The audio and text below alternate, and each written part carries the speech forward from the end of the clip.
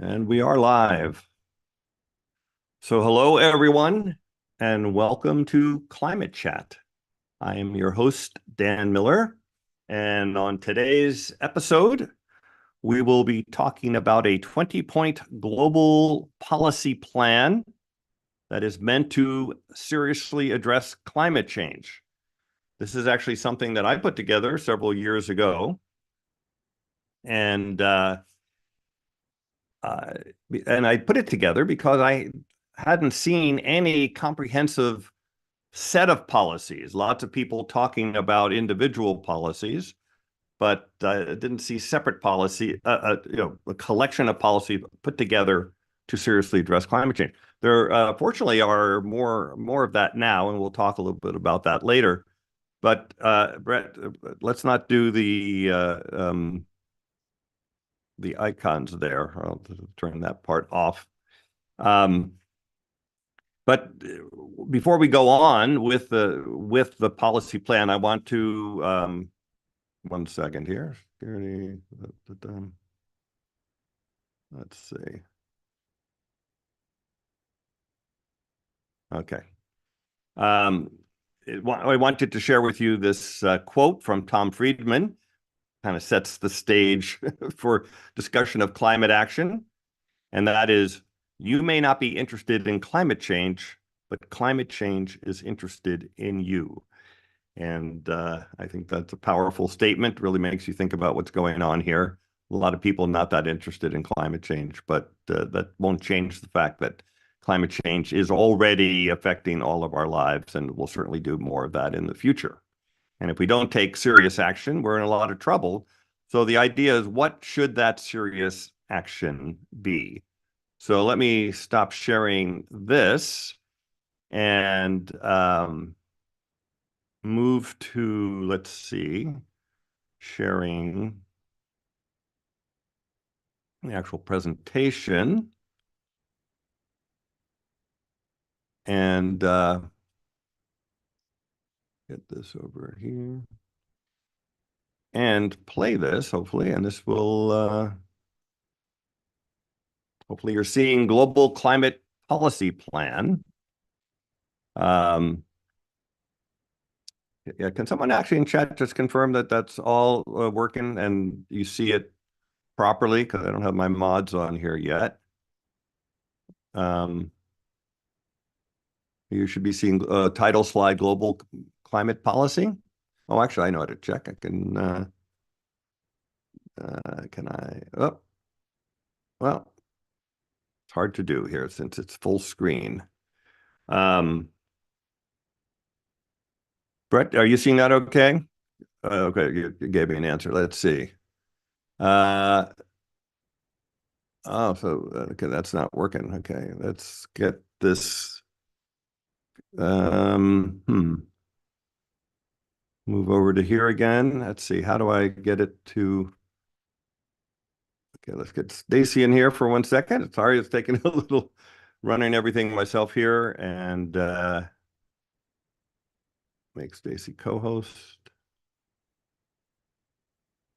And let's try this again. Play.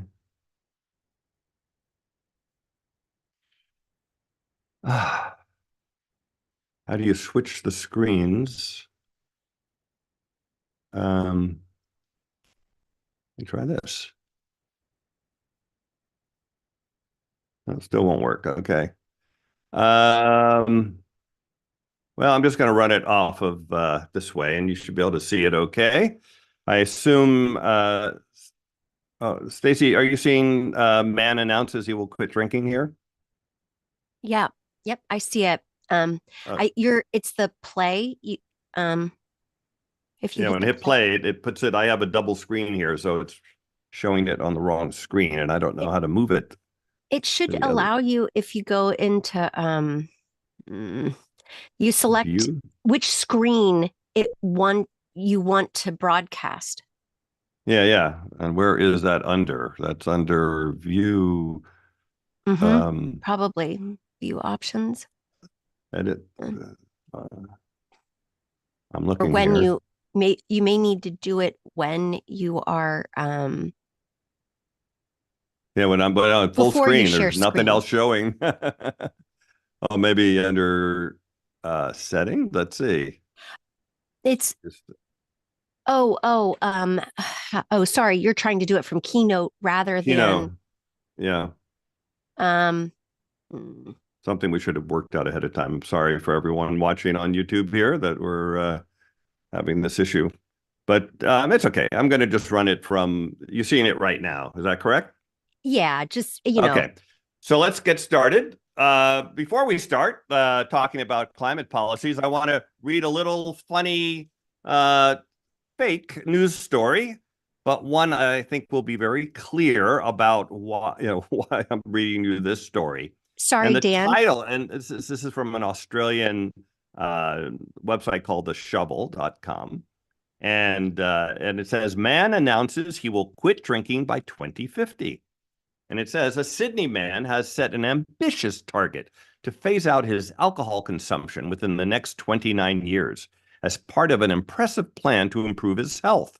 The program will see Greg Taylor, 73, continue to drink as normal for the foreseeable future before reducing consumption in 2049 when he turns 101. He has assured friends it will not affect his drinking plans in the short or medium term.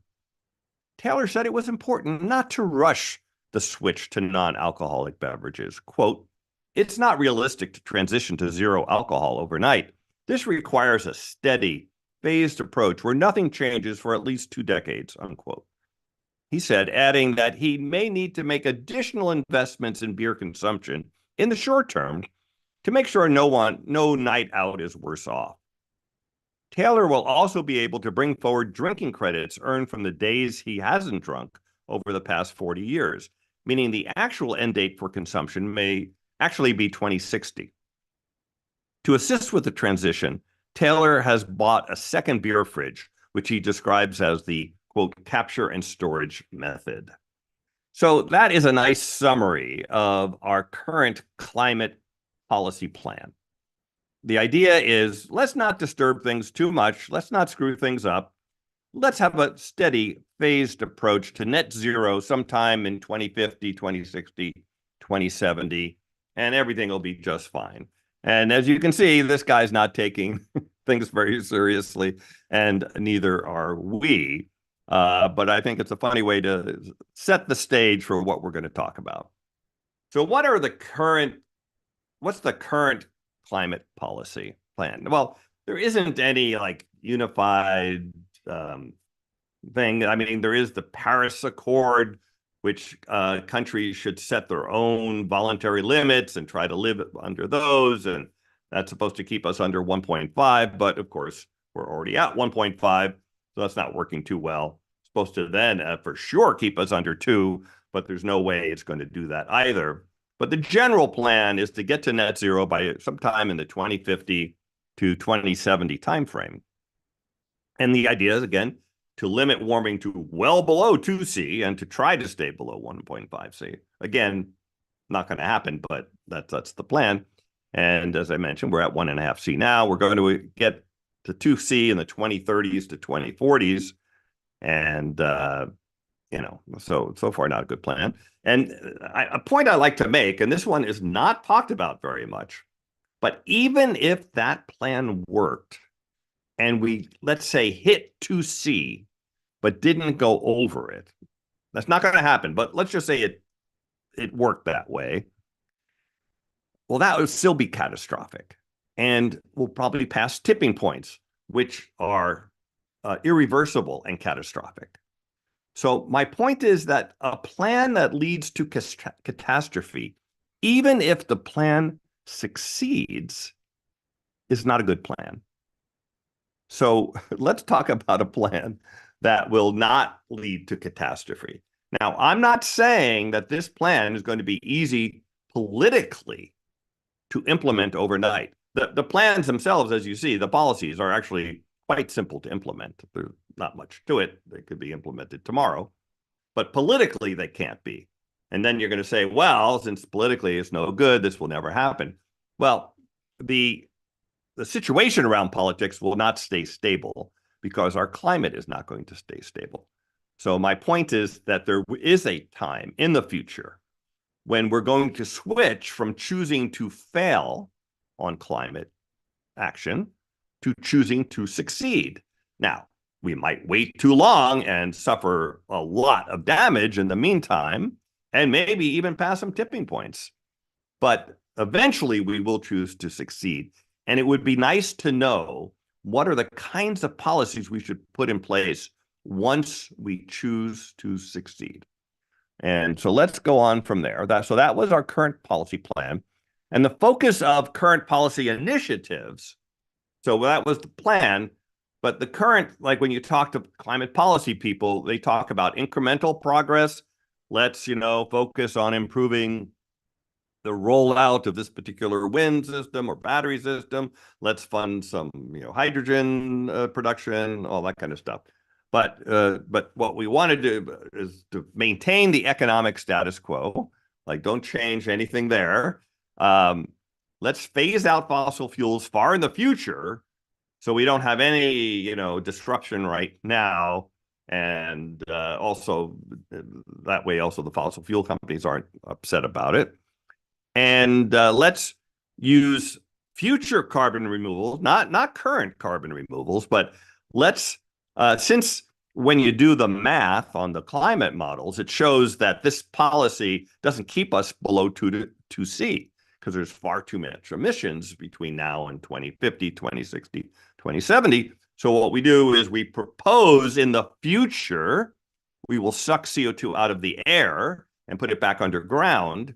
And we count that as something that we've done, even though we haven't even done it yet. And it'll be extremely expensive.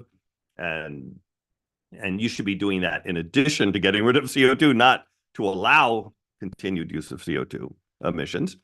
So that's another part of what we're doing now, or at least proposing to do. Now, let's go and look at this chart here. So for people just listening on audio, this is a chart from the International Energy Agency in 2022, and it's cumulative power capacity by technology between 2010 and 2027. And what it shows is the top lines, a black line is coal use, and there's a purple line, which is natural gas, and then a blue line, which is hydropower, then a light blue line, which is wind power, yellow line, that's solar, and what is the other green? And bioenergy is a green line at the bottom. It shows the fossil fuel lines sort of gently going up and over to the right and kind of leveling off on the right side, but not dropping, but just gently kind of leveling off. And it shows solar dramatically growing and passing coal use in 2027. And people use this chart to say, wow, look what renewables are doing. Renewables, solar is going to be more than coal in 2027. And that shows that we're addressing climate change and everything is great. But what this chart really shows is that we're screwed, because it doesn't matter how much renewable energy you generate when it comes to climate change impacts. All that matters are the greenhouse gas emissions, which come from fossil fuels. So the only lines you need to look at here from a climate point of view are the fossil fuel lines, which are the top two, the coal and natural gas. And you see they're not dropping dramatically. And that's what we need to happen if we're going to address climate change. So this is a chart that shows we're not addressing climate change. I mean, it's nice that the fossil fuel lines aren't dramatically going up. That would be even worse, of course. But even staying steady, remember, they're at a record high right now. Fossil fuel emissions are at a record high, which means that we're in trouble. And unless they drop dramatically, we're going to be in trouble. So this is going to set the stage for the kinds of policies that we need to implement. And again, before I go on, I want to give a quote from climate scientist Kevin Anderson, who he actually said this when I interviewed him the first time. He was on recently, a few months ago, And I recommend you listen to that interview. But this is from a few years ago when we had him on the Clubhouse version of the program. And he said, I think all of climate change pushes our imagination to the extreme. So the one thing I will say is that there are no non-radical futures. The future is radically different from the present, either because we make huge, rapid shifts in reducing our emissions with profound shifts in our society, or we hang on, we hang on to the status quo for a few more years while we lock in huge shifts from the impacts of climate change. So the future is radically different. There is no neat way around that. And I think that also sets the stage for the kinds of policies that we have to put in place.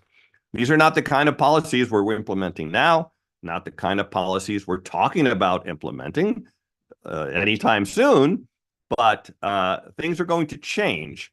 And my theory of change, having been giving talks on climate change for 20 years now, and seeing almost no response at all to any of that until the last few years, when all of a sudden there was a lot more talk about action, more action, not serious action, but at least some more action, some countries getting serious, that kind of thing. And I would say all of that's due to the fact that climate damage is growing rapidly and is viewed as being from climate change. And since that seems to be the thing that gets our attention and gets us to act, the good news, and I put that in quotes because it's really not good news, is there'll be a lot more of climate damage in the future, and we will know it's from climate change, and that should push our political system forward to get more serious. And when they do, these are the kinds of policies that we should implement. So what is a better plan than what we're currently doing? Well, rather than going up past 2 degrees into 3 degrees and maybe even on approaching 4 degrees, which would be utterly catastrophic and could seriously lead to the collapse of civilization, why don't we keep warming below 1°C? And let's do that very, very quickly.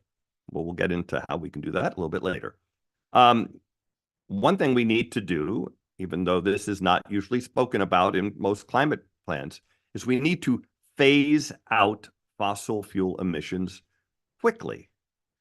And as we just saw from the chart, increasing renewable energy is not the same thing as reducing fossil fuel emissions. They're very different things. And if you incentivize the increase in renewables like we are, you will get more renewables. And we have gotten more renewables. But so far, on a net global basis, not true in maybe individual places, but on a net global basis, all of the renewable energy we've generated so far has gone to supply new energy demand and hasn't decreased fossil fuel emissions. Remember, fossil fuel emissions are at a record high. So when you're at a record high, that means you haven't lowered it yet. Hopefully we will, but it hasn't happened yet. So we need to focus on reducing emissions as opposed to promoting renewables. The good news is if you reduce fossil fuel emissions, you will automatically be promoting renewables because they will come in to take the place.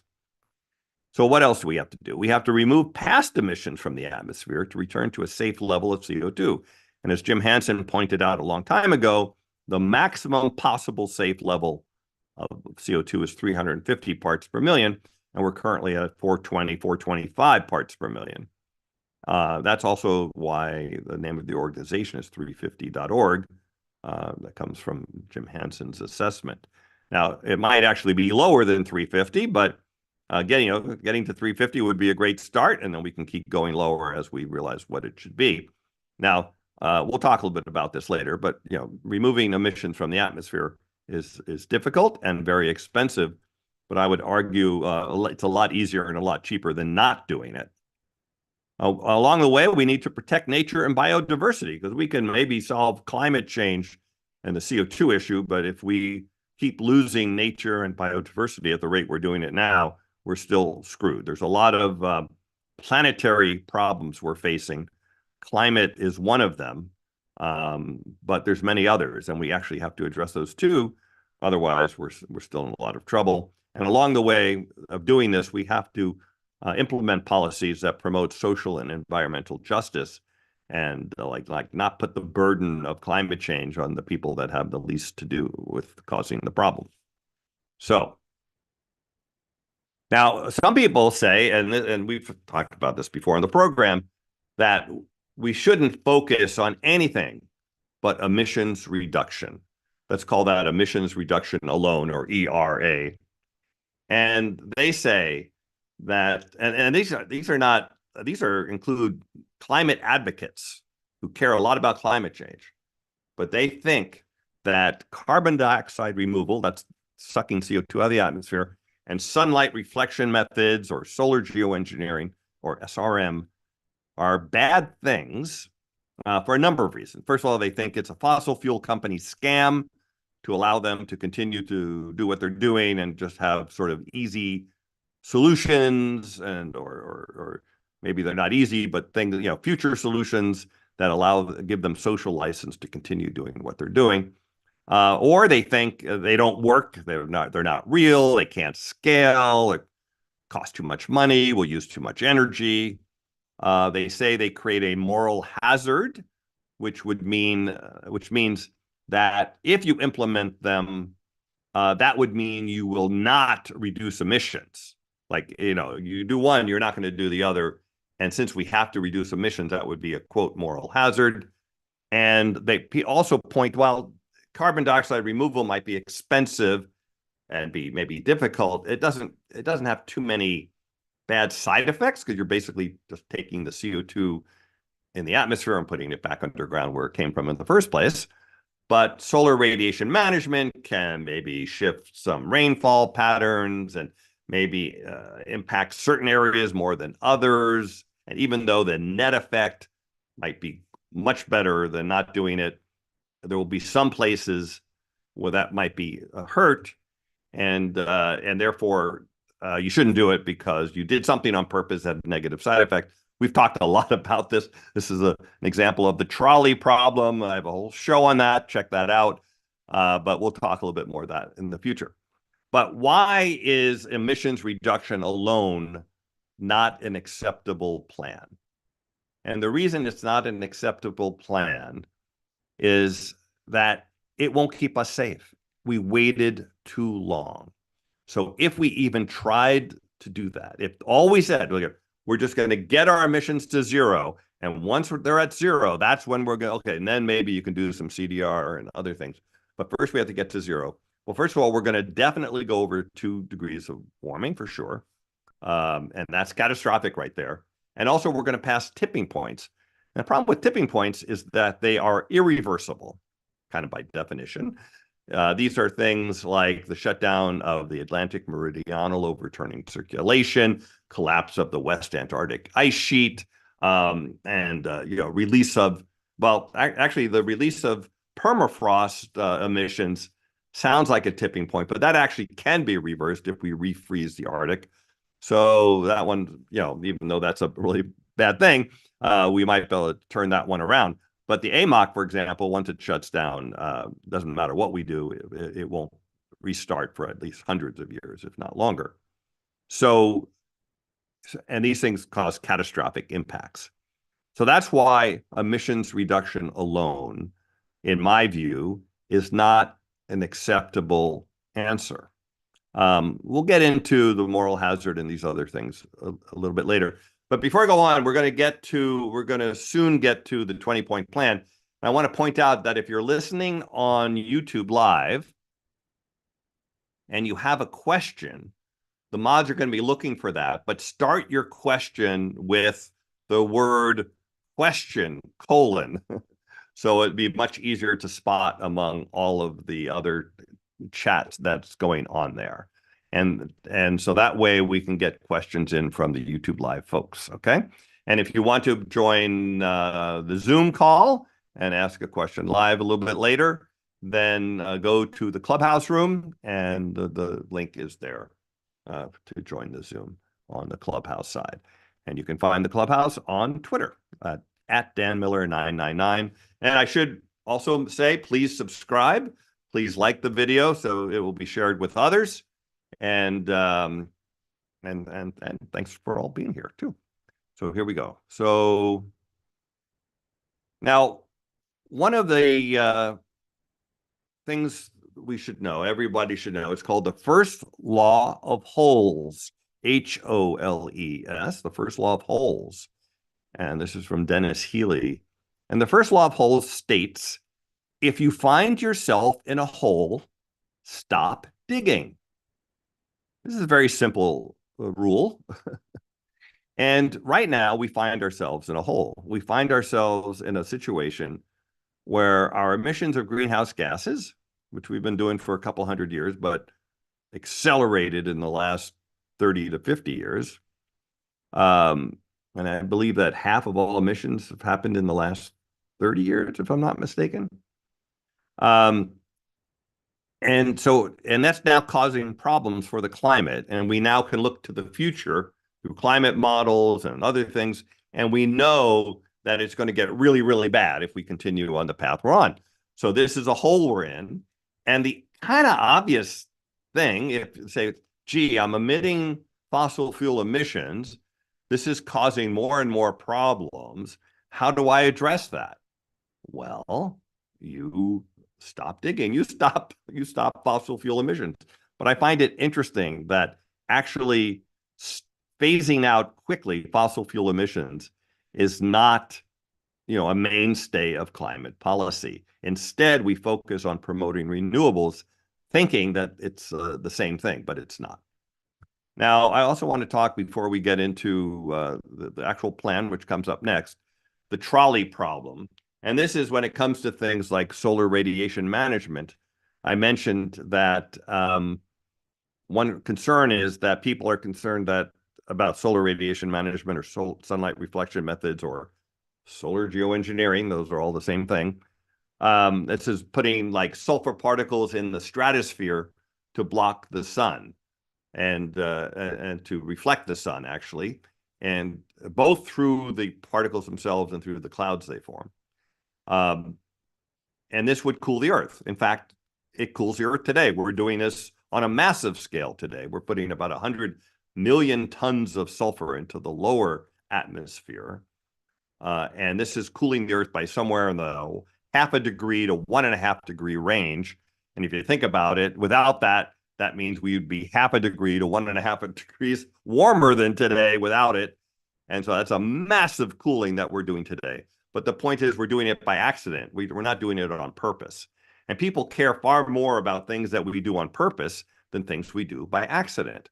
And that's what the trolley problem is all about. The trolley problem, the very quick version is you're walking down a track and all of a sudden you see you're right by the switch that switches the track, and you look up the track and you see there's a runaway trolley car with no one on it going very fast, and it's on a track, and you look down the track, you see 5 people tied to the track. You don't have time to get there to untie them. The only time you have is to switch the track if you were going to do it. But then when you look down the track that you would switch to, there's one person tied to the track. So if you throw the switch, you'll be responsible for killing that one person. And if you don't do anything, if you say, I'm not going to get involved in this, then 5 people die. And so, and solar radiation management is kind of like the same thing. It might harm a few people, but if we don't do it, it will harm millions of people. And yet we're concerned about the few people it might harm if we take purposeful action. So keep that in mind as we talk about some of these policies. So now I'm going to go to the list. And if you're listening on audio, in the show notes for the YouTube video, there's a link, and also on Clubhouse, there's a link to a Twitter post where I post this set of 20 things, 20 policies that we should implement right away. Again, I'm not saying we're going to implement them right away, but this is what we should implement right away. And they're broken into 5 categories. So first, the 5 categories are: 1, phase out fossil fuels; 2, expand clean energy production. 3, address biodiversity loss. 4, reduce atmospheric CO2 and cool the earth. And 5, promote equity and social and environmental justice.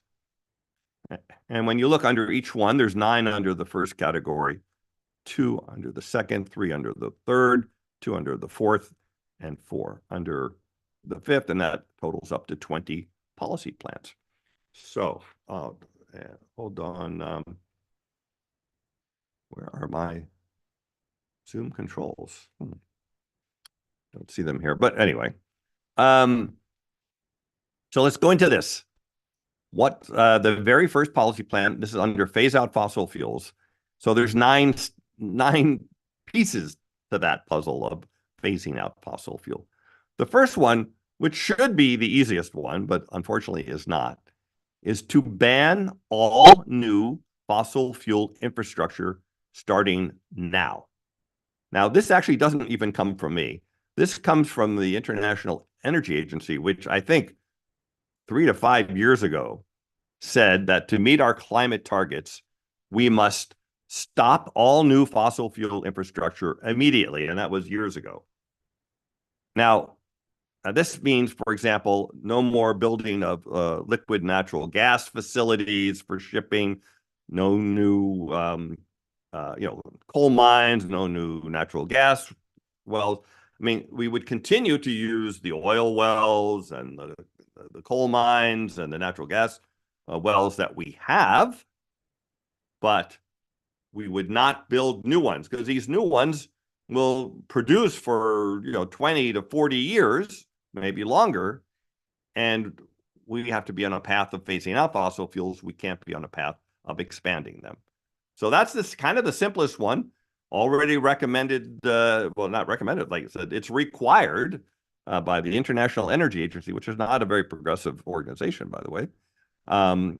So ban all new fossil fuel infrastructure starting now. And by the way, if you have comments or questions, and hopefully the mods can see your questions on YouTube, or if you're on Zoom, you can raise your hand if you want to comment, or on each, as we go along on each one of these. Number 2, stop all fossil fuel subsidies, both direct and indirect. Obviously, if there's something that you're doing that's going to wreck the economy and wreck civilization, maybe you shouldn't subsidize it. And it turns out we subsidize fossil fuels a lot. It was estimated that, I think it was last year, could have been the previous year, but after the Ukraine war started, that we subsidized fossil fuels by $1 trillion directly. And this includes things like governments subsidizing the price of gasoline so that the price shock, doesn't affect the citizens and that kind of thing. But it's also the things we do in the United States, like giving special tax breaks, depletion allowances, and all that kind of stuff. It's also was estimated that the indirect and direct together were about $7 trillion. Now, you can do a lot of renewable energy for $7 trillion a year. So again, when you find yourself in a hole, stop digging. And one of the most obvious things to do in the stop digging category is stop subsidizing the thing that is going to kill you. Okay, so that's number 2. Number 3, implement carbon fee and dividend, carbon pricing policy. I actually have a TEDx video on this that I made in 2014. It's in the show notes for the YouTube video, and you can watch that separately. It's also about climate change. It's about climate change, the psychology of climate change, and it also talks about fee and dividend. In a nutshell, very simple, fee and dividend means that you put a rising fee or tax on the carbon content of fossil fuels. It starts off maybe kind of small, but it grows at a steady rate every year. For example, maybe you started at $50 a ton, which would increase gasoline prices by 50 cents a gallon. But then you go up at $10 to $15 every year after that. So in 5 years, you'd be at $100. 10 years, you'd be at $150. And, and the thing is, everybody would know what the price is going to be in the future, and going to know it's going to get really expensive in the future. And it would put an incentive not to build new fossil fuel infrastructure right away, and would put increasing pressure on fossil fuels they'll become more and more expensive compared to the alternatives. Now, this would raise the price of not only fossil fuels, but everything made with fossil fuels, which is about everything nowadays, including food and all transportation and everything, heating. And people wouldn't like that because that would, increase, their costs. But there's another piece to fee and dividend, and that is where you take 100% of the money collected, every single penny, and you give it back to every legal resident on an equal basis. So you and Bill Gates would get the same check every month. So everyone gets the same amount, but it turns out, not surprisingly, that wealthy people generate a lot more CO2 than poor people do. Now, poor people actually spend a very high percentage of their budget on fossil fuels because they just need to heat their house, they need to drive to work, whatever it is. But in terms of the total amount they spend, it's much, much smaller than what wealthy people spend on generating CO2, essentially. And therefore, as the US Treasury Department report shows, about 70% of households would make more money on the dividend that they're paid than what they pay in higher prices due to the fee. So 70% of households make money, and the poorer you are, the more money you make. So this is actually, rather than a regressive policy that hurts the poor the most, it's an anti-regressive policy. It helps the poor the most. The wealthy pay more than they get from the dividend, but they probably won't notice it because they're wealthy, and it won't be that much, compared to the amount of money they have. So this is a good policy all the way around. And the idea of it by doing this is it's not just to help the poor, but the big thing is to allow a very high carbon price. And that's the thing that does the work. Anyway, so this is just a tool. And this is like in addition to all the other things we're doing. So we're actually going to phase out fossil fuels many different ways. We're stopping new construction of new projects. We're getting rid of subsidies. We're putting a tax on fossil fuels. That alone would go a long way at ratcheting back the use of fossil fuels. But we're going to go farther now because climate change is a serious thing and we have to take serious action. So the next step, and this one actually is happening, not in the time frame I'm suggesting, but we need to phase out the sale of fossil fuel cars, or what's called internal combustion engine cars, ICE cars. And this is actually in California and in European countries. It's set at 2035, I believe. I'm saying 2030. And the good news is that EVs will be much, much cheaper than ICE cars by 2030. So this is the least impactful of all of the policies because it's probably just going to happen for economic reasons. EVs are better than ICE cars in almost every way. And especially once they're far, far cheaper, then it will change everything. We can have a whole discussion on what happens once we get self-driving cars. That will actually eliminate the need for individual ownership of cars. But that's a discussion for another day. So step 4 is phase out the sale of fossil fuel cars by 2030. Again, that's already happening to some degree in some places by 2035, but I think it can be made more aggressive because climate change is a serious problem. So the next one, phase out production of fossil fuel electricity by 2035. And this is actually not as hard as it sounds. Renewable energy is now cheaper, for the most part, than electricity generated from coal and natural gas. Not everywhere, and natural gas is still cheap in some cases. But renewable energy and storage, like battery storage, is getting cheaper very fast. Battery costs have dropped about 90% in the last 10 years. Solar about 80%, I think wind about 65%. And those trends are continuing. So by the time 2035 rolls around, purely for economic reasons and not for climate reasons, it would be kind of crazy to keep using fossil fuels. But we probably will, because fossil fuel companies have a lot of political power. They get these subsidies we talked about. They don't want to give that stuff up. So they'll have lots of reasons why we need to continue to use fossil fuel energy. But anyway, we can switch to 100% renewables. People think that's impossible, but it actually can be done. We can have a whole separate discussion on that, but I just want to point out that a target of 2035 is actually not as crazy as it might sound at first. Now, the next one is kind of the big one, and that is to phase out the production of all fossil fuel energy by 2040. We're currently on track to get to net zero. Well, I'm sorry, we're not on track for it, but the policy plan is to reach net zero by 2050, which meant any fossil fuels that we burn, we offset with carbon capture or something else by 2050. But I think we should set the goal for getting rid of all fossil fuel energy. Now, what is non-electricity generating fossil fuels used for? It's used for things like cement production, steel production, all those industrial applications, which are about 20%, I believe, of fossil fuel use.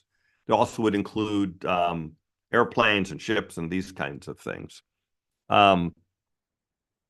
I do think that in some cases, I'm not going to go into detail here, but let's just say 2040 rolls around and we just don't have a good substitute for airplanes.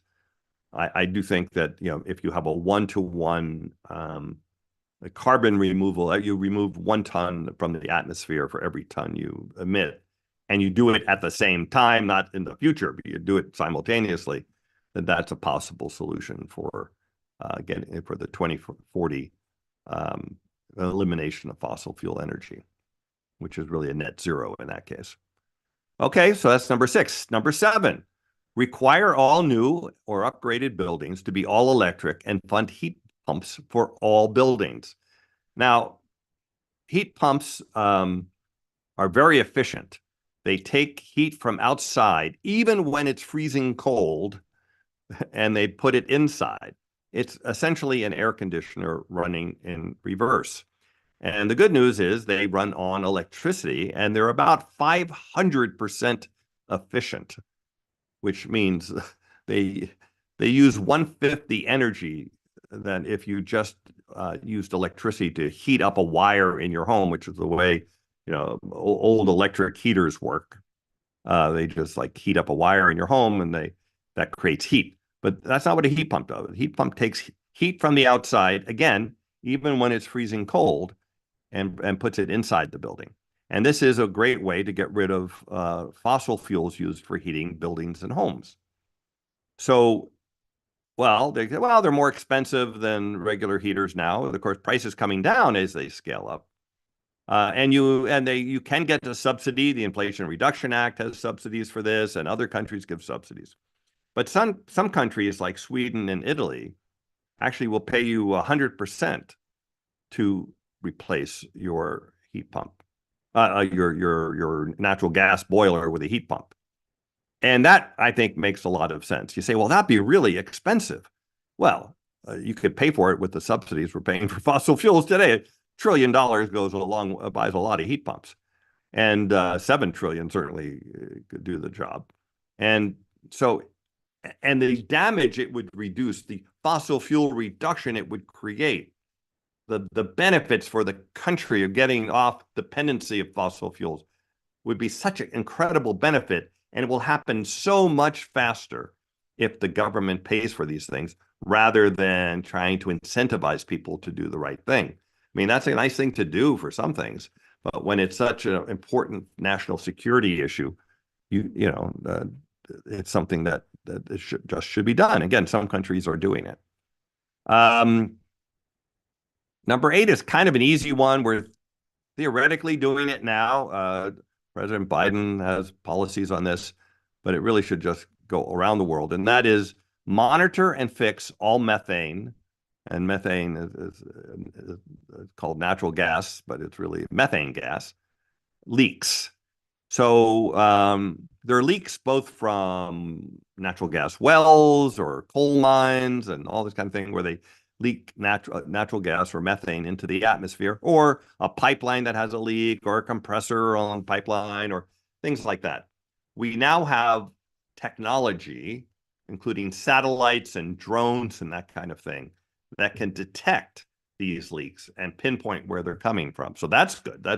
So now we know where they're coming from. Fixing them is actually rather simple. You plug the well, you fix the pipe, whatever.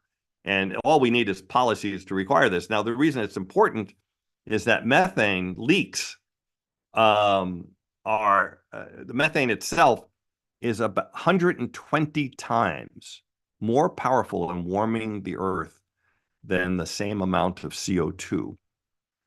And now you hear numbers like it's 30 times more powerful, or sometimes you hear 86 times more powerful. But that's over, well, in the first case, 100 years, and the second case, over 20 years. And methane lasts in the atmosphere for 12 to 20 years. And so, but while it's in the atmosphere, before it degrades, and by the way, it degrades to CO2, but before it degrades, it's 120 times roughly more powerful. So getting rid of these leaks, which, by the way, are costly and don't serve any benefit to anyone, and are relatively cheap to fix, this is low-hanging fruit. This is something we could do. And the last point on the phase-out fossil fuels side of things is to require all companies to disclose their direct and indirect emissions and climate risks. And this is kind of a simple one. As they say, it's hard to manage something that you don't measure. And so having people disclose their companies to disclose their emissions will give everybody the incentive to reduce their emissions on their own. They don't want to be the car company or the furniture manufacturer that has the highest emissions. And if everyone has to do that, then and to disclose that, that will help get rid of it. It's also a very inexpensive, easy thing to do. So I'm going to take a pause here and see if Stacy or Eli have a question or a comment at this point, or if anyone else in the room, or if we got any, I'm not monitoring the YouTube live chat, but if we have any questions there that came in so far. Welcome, Stacy. Hey, Dan. No, I mean, I've seen this before and I'm down with all of it. My comments are mainly around the years should just be sped up. I mean, I think you're being kind. That just like the 2030 is better than the 2035 of phasing out fossil fuel cars. Yesterday would be more appropriate. Because we're still talking new cars, and every motor vehicle purchased has average 12-year lifespan. So the fossil fueled car purchased in 2035 is going to be with us for all intents and purposes through 2050. So I don't think that's true. I mentioned it briefly, but once you have self-driving cars, it'll be some estimates say 10 times cheaper to use like a self-driving Uber style kind of car, but an electric car that has no driver in it. And this is coming later this year. Actually, it already exists in San Francisco. You can take your Waymo taxi. There's no driver in the driver's seat. Who you're talking to. Yeah. Autonomy is my whole jam. I know, but I'm talking to you, but I'm talking to the audience here. But Tesla will be announcing their robo-taxi in August 8th. And so their self-driving software, which works anywhere in the world, is quite farther along than most people realize. And once you have a self-driving car that's 10 times cheaper, even if you own a car, it's still going to be cheaper to just stop using that car and sell it, or just keep it parked and use the other one for almost everything.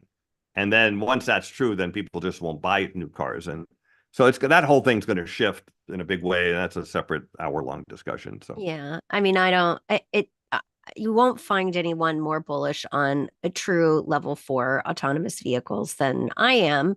I've been enamored and inserted myself into the industry since 2016, back when it was just the Google self-driving car project. And Cruise had gotten a pile of money. I believe in them, and I do view them as the fastest way to change. But even here in San Francisco, not everyone can get on the into a Waymo today.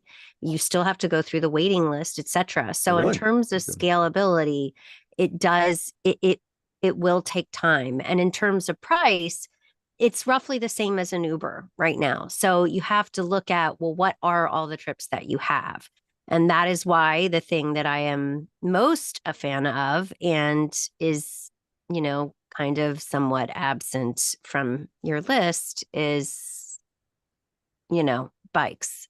I view bikes as the real fix in terms of local transportation. That's true. I mean, you could argue that one of the things that should be in here is a urban makeover. I mean, I'd like to keep these broad 20 points. When you're sticking with 20 points, you have to keep things very broad. But this has already happened, like in Paris, where actually I was just in New York recently, and I'm amazed how they're doing it in New York. Yeah. Yeah, how much bike paths are a thing now in New York City, in Manhattan, where that didn't used to be the case 10 years ago even. And Paris too is transformed with far more bike rides once they put in serious bike lanes. And it's better for everybody.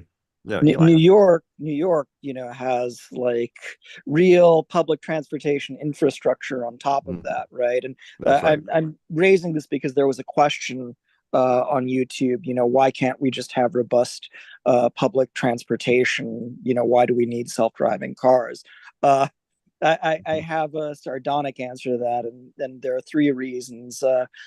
General Motors, Standard Oil, and Goodyear, who destroyed the public transportation in Los Angeles in the late 40s, early 50s, so that everything afterwards was locked into assuming people get around using cars, and that really has stuck, and it is stuck in the culture, but it hasn't stuck in places like New York or like Tokyo.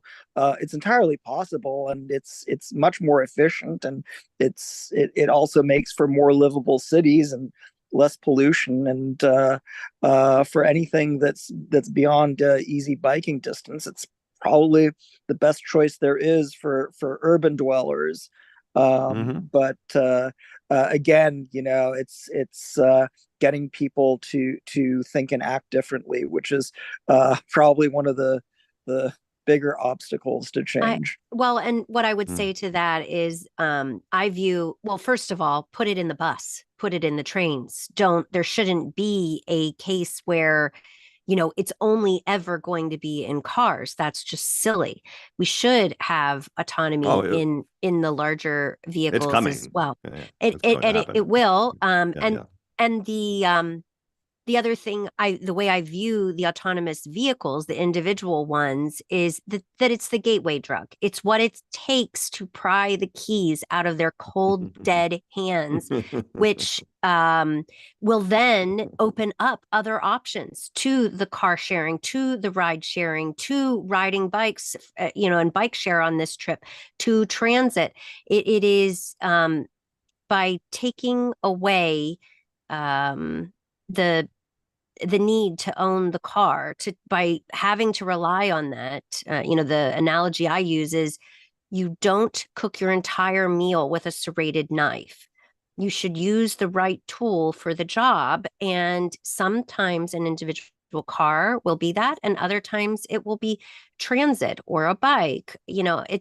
We just have to break free from the ownership model that, as Eli mentioned, was inculcated, 80 years ago, by our horrible overlords that got us into this mess. Well, numbers 1 through 9, most of that is on them, is on automotive and oil and gas. And by the way, I found the little switch here to make the slide work. So now it should be a little easier to read for everyone who's watching on YouTube.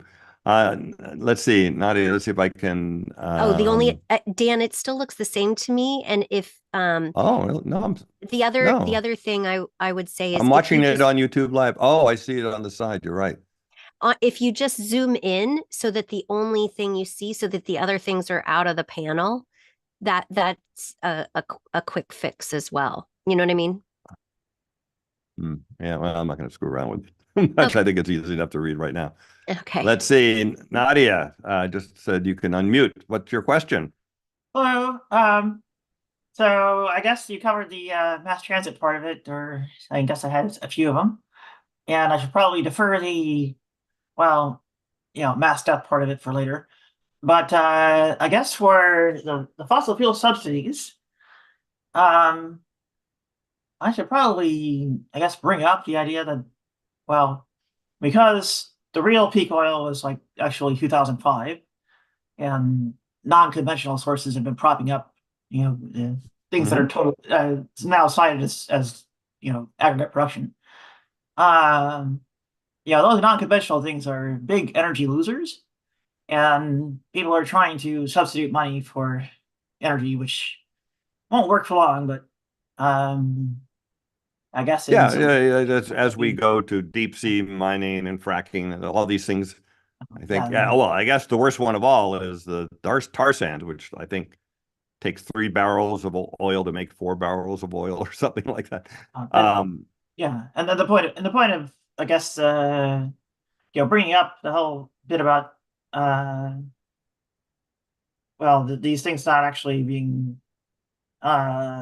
energy winners and sustainable and all that is that the energy that would be required to erect new infrastructure and new vehicles and all that kind of thing and do the mining and so on may not entirely be there. Well, actually, if we get rid of fossil fuels, total mining, which includes fossil fuel mining, not just mineral mining like copper and steel and all that kind of stuff, but the total mining will decrease by 99%.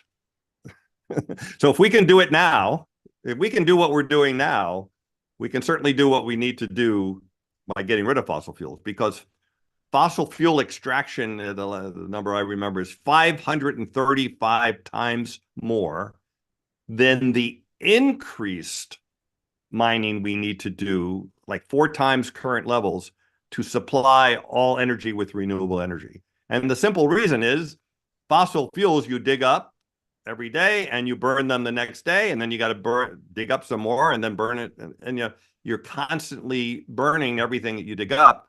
But when you dig up copper or aluminum or something like that, you use it for the next 30 years and then you recycle it. So it's a very different thing. And the amount of minerals needed to support clean energy production is a tiny fraction of the mining that we do today. Again, it will be more mineral mining, 4 times more than we do today, of copper and steel and all those things.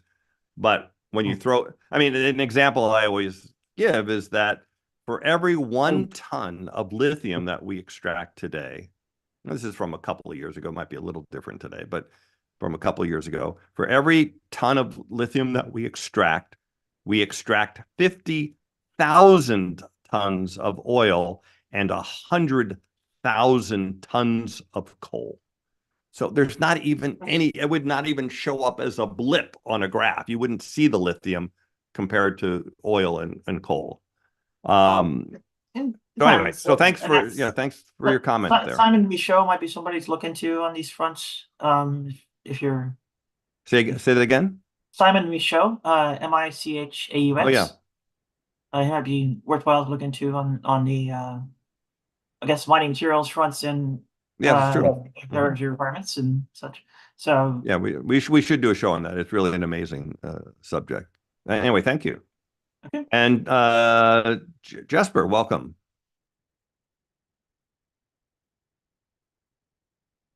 Hey, Jesper. Yeah, I'm trying to activate my camera, Well, but let it me see doesn't if seem I to be working. can. Yeah, that's all turned off, and I don't see a.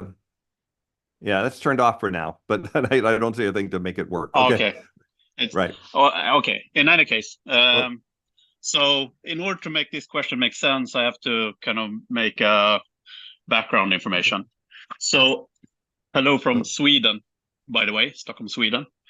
So on March 1st, the UN Resource Panel released a report that explicitly said that we cannot replace fossil fuel cars with electrical vehicles because the resources won't be enough. So the choice shouldn't be changing a fossil fuel to a EV. It should be go from fossil fuel to no car. They also mentioned that in order to meet our climate obligations and whatnot, we essentially have to rework our whole society, kind of rip it up from the ground up and rebuild it. Admittedly, this is a tall order, and how feasible this can be discussed. A few weeks later, the Swedish Climate Council ripped into our Swedish government for not making enough climate policies. And what they pointed out, which is around my question, is that the government in Sweden and probably most other places is not working enough with acceptance for these policies that needs to be made. I totally agree with all the points that you have listed there, but what's missing, and especially by a politician, is how do you buy in people into these kind of life-altering policies that needs to be done? Well, I tried to address that at the beginning. First of all, let me say I don't really agree with the car thing, because if we can build fossil fuel cars, we can build EVs. I mean, they're not that much more. They don't really use that much more. We're finding lithium. They use.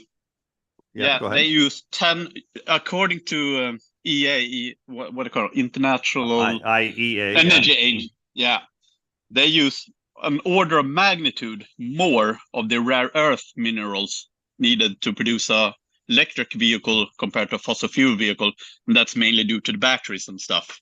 So you're talking about the 10x increase in resource use.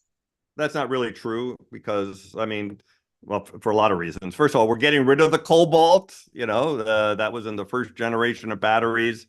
There's LFP batteries. I think are at least half of all EV batteries are LFP now. Lithium iron phosphate. They don't use cobalt anymore. All three of those things, lithium, iron, and phosphate, are massively available on Earth. We didn't have a lot of lithium before, but that was simply because we didn't need it. And now that we need it, we're finding it everywhere because it's like one of the most abundant metals on Earth. And right now, some cars have sodium, which is salt batteries. And those are even cheaper. They're not as high energy density, but for, cars that don't go that far, those work fine. And that they're getting better and better and better. So the whole idea that, we can't do it because of some limitation of the minerals, there's much more of a limitation of fossil fuels. I mean, the effort that goes into finding new fossil fuels is incredible. The amount of money, effort, again, 535 times more than any of those minerals.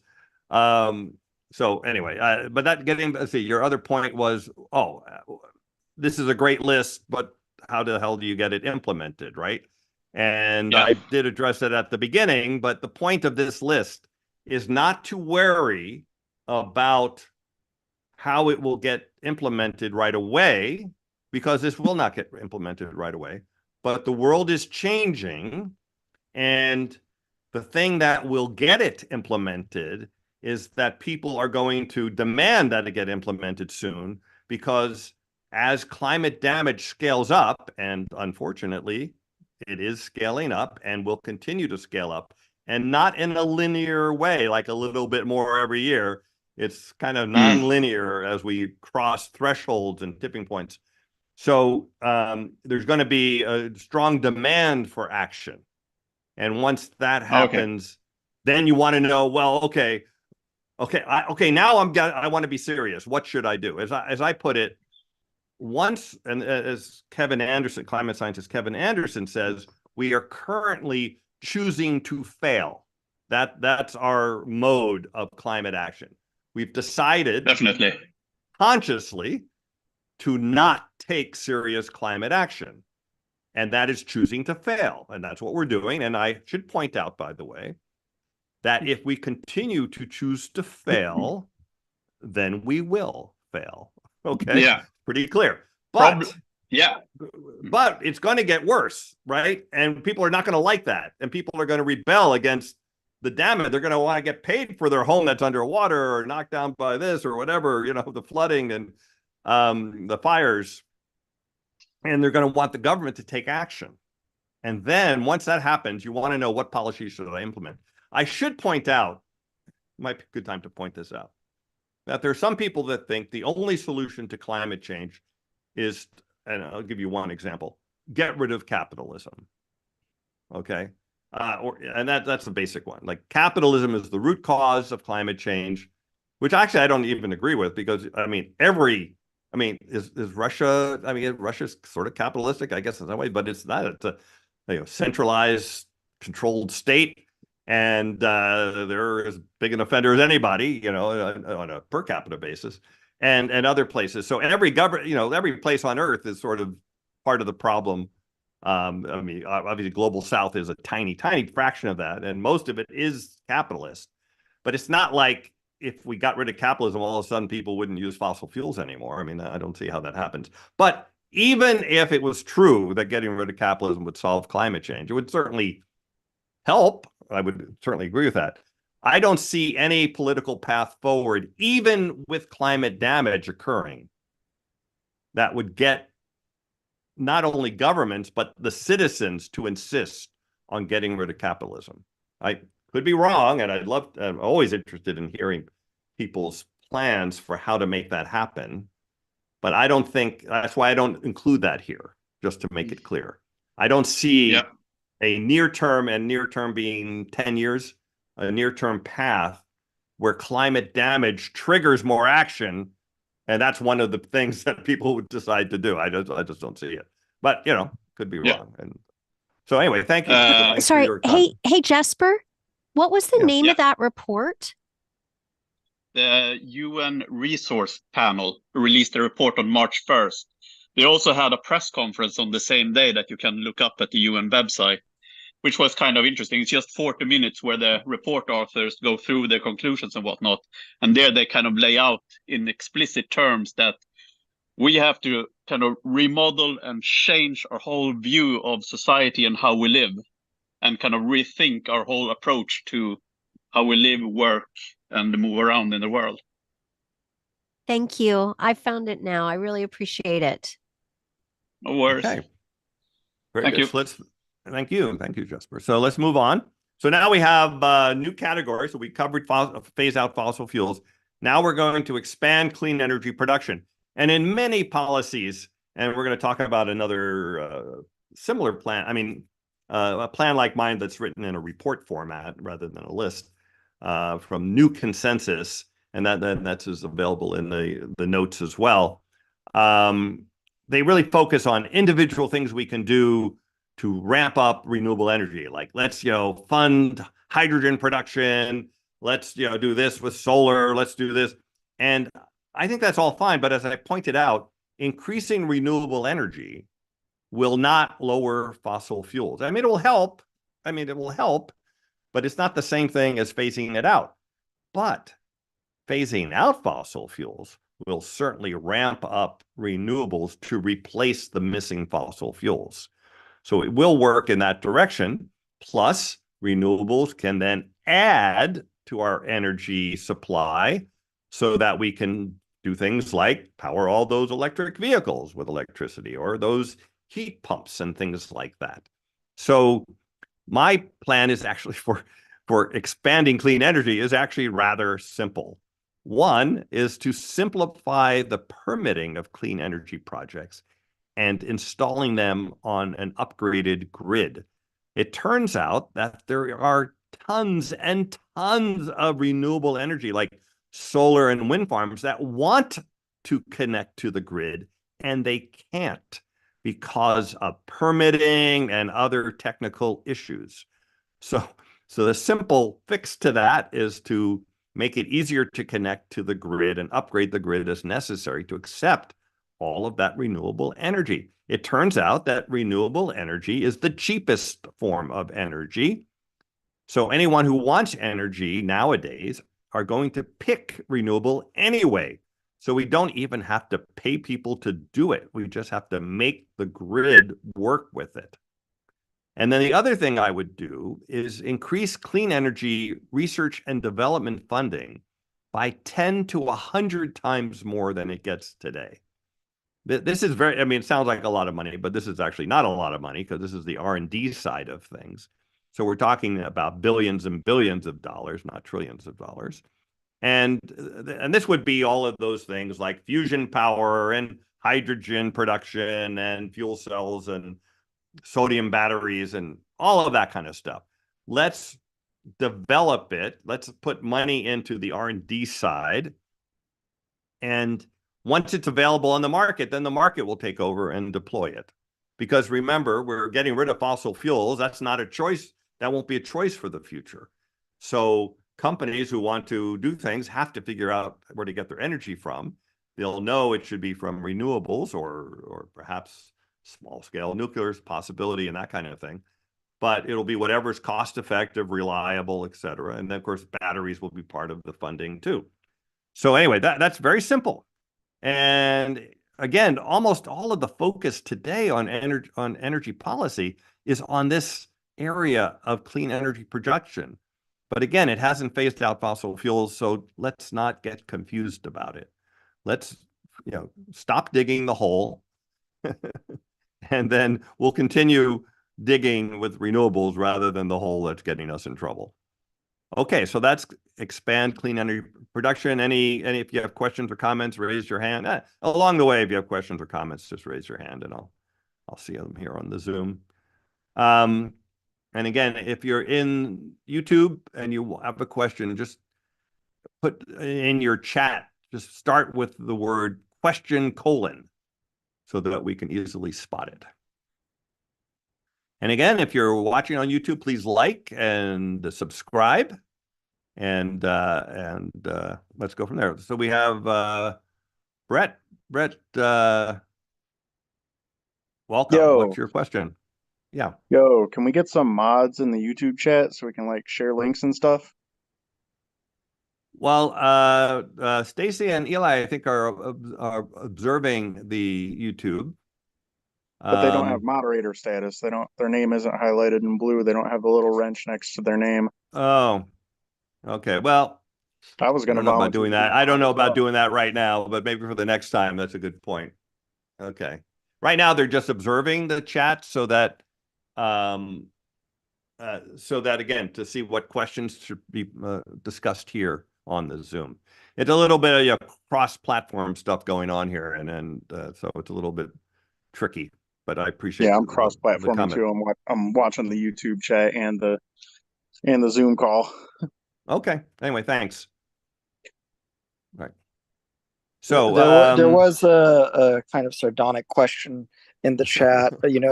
What will it take to get this plan to move forward? Will it take mass death? And unfortunately, all indications are that we don't know how many deaths would be needed, but the number of deaths so far clearly aren't adequate. In 2003, 70,000 people died in the heat wave in Europe, and that didn't do much to change things. So the number is large, and the anticipated efficacy is still probably pretty low. So I think we need and also to count where those deaths else. occur too. Like if it happened in the global south where they're happening mostly now. Mexico's Mexico's care. going through it right now. Brazil had the floods. No one cares. You know, it's like if it's in the global south, it's like, I can just stay there. It's got to hit. It's got to hit New York. It's got to hit London. It's got to hit It did hit somewhere. France. The 70,000 deaths were mostly in France. But back then, you got to remember, it was a while ago. And it wasn't as, I mean, nowadays, if that happened today, we would definitely say that was climate change. Yeah. Back when it happened, oh, maybe that's just a heat wave. So anyway, let's see. Where were we here? Oh, well, also on the mass death. It's a Harvard study, medical school study shows that they estimate that 8 million people a year, that's 1 in 5 deaths, occur due to the pollution caused by the burning of fossil fuels. So that's not climate impact. That's direct pollution from burning fossil fuels. And no one even talks about that. So there's 1 in 5 deaths. And it's not causing anyone to say, oh, we should get rid of fossil fuels. It's killing 1 in 5 people, deaths in the world attributable to that. So it's not even talked about. I think that's amazing, actually. So one of the leading causes of death in the world, not even discussed. We're going to move on here to addressing biodiversity loss. As I mentioned at the beginning, we can solve climate change, but if we keep wiping out species the way we've been doing, we're in a lot of trouble. As they say, the economy is a wholly owned subsidiary of Mother Nature, and we don't seem to realize that, but it is. So we have to address biodiversity loss in any reasonable plan. And a simple way to do that, and I think this is really cool because I used to work in the satellite industry, and now we have the technology to monitor all places on Earth every single day.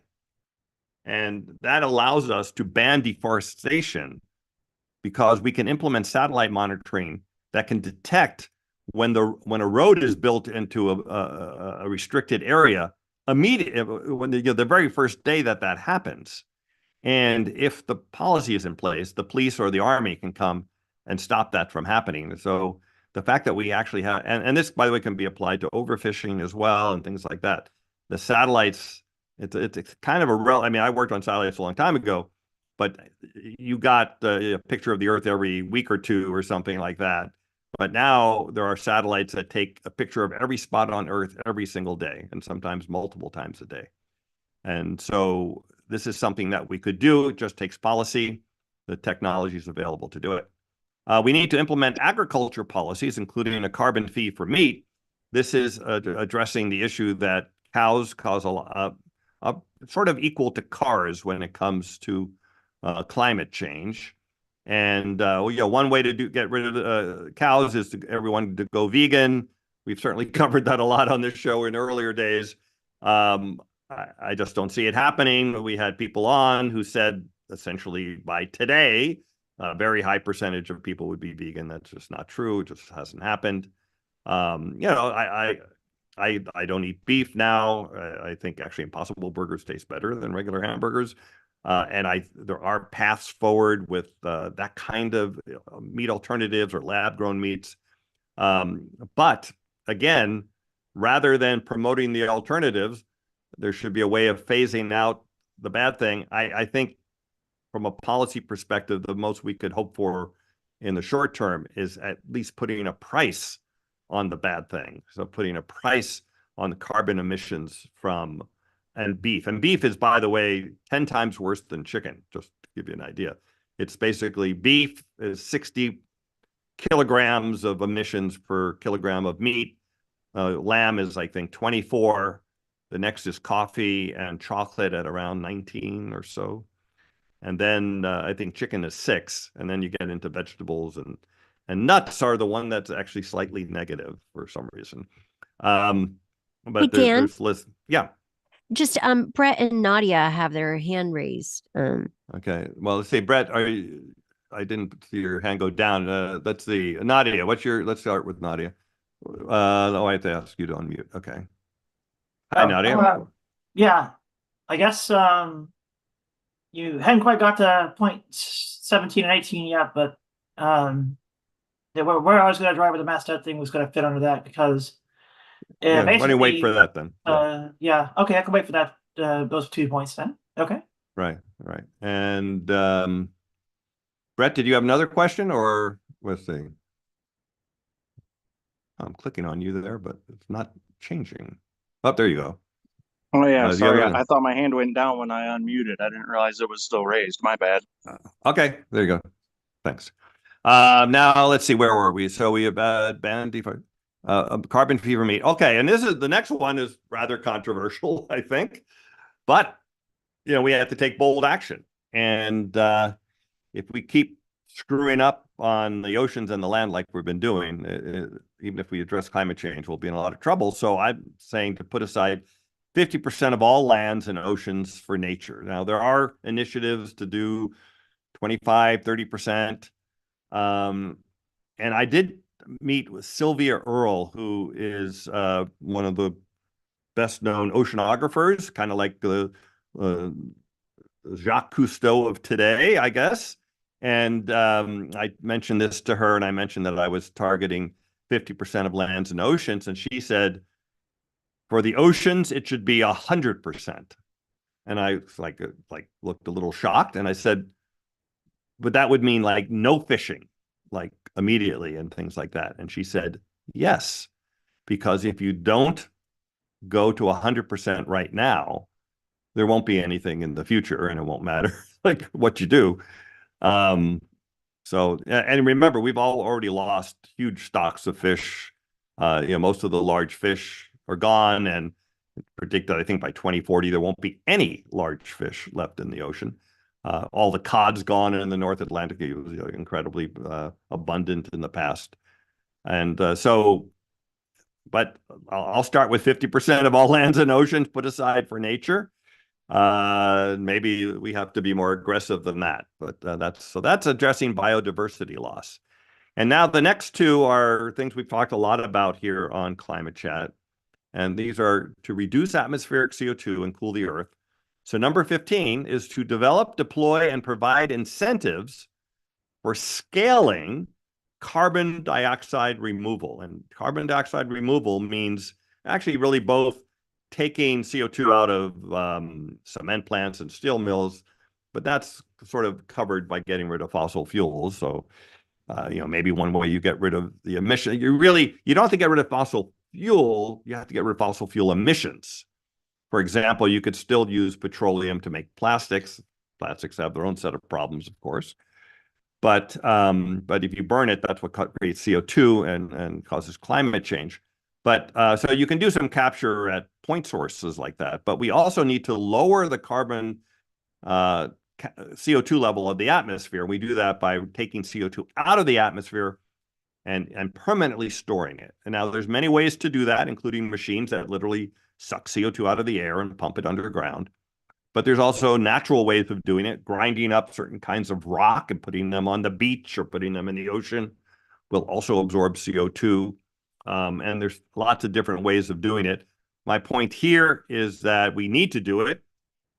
CO2 levels are already too high.